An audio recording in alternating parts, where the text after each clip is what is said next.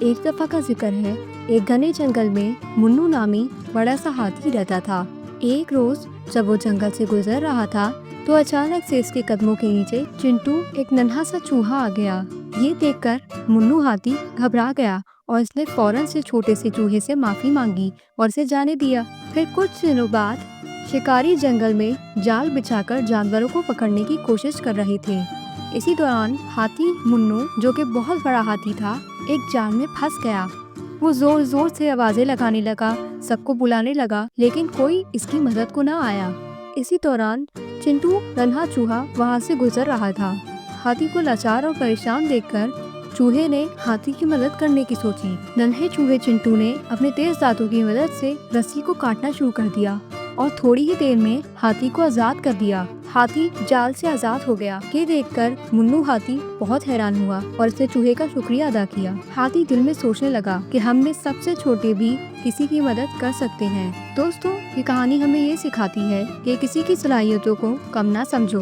कभी कभी सबसे छोटे भी बहुत बड़ी मदद कर सकते हैं। एक दफा का जिक्र है। एक घने जंगल में मुन्नू नामी बड़ा सा हाथी रहता था। एक रोज जब वो जंगल से गुजर रहा था तो अचानक से इसके कदमों के नीचे चिंटू एक नन्हा सा चूहा आ गया।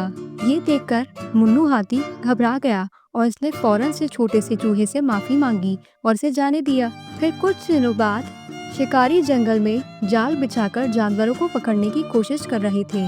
इसी दौरान हाथी मुन्नू, जो कि बहुत बड़ा हाथी था, एक जाल में फंस गया। वो जोर जोर से आवाजें लगाने लगा, सबको बुलाने लगा, लेकिन कोई इसकी मदद को न आया। इसी दौरान चिंटू नन्हा चूहा वहाँ से गुजर रहा था।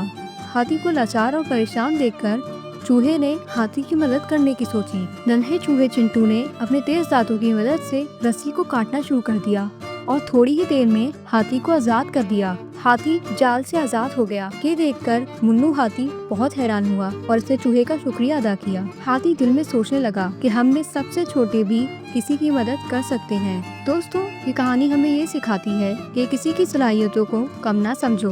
कभी कभी सबसे छोटे भी बहुत बड़ी मदद कर सकते हैं।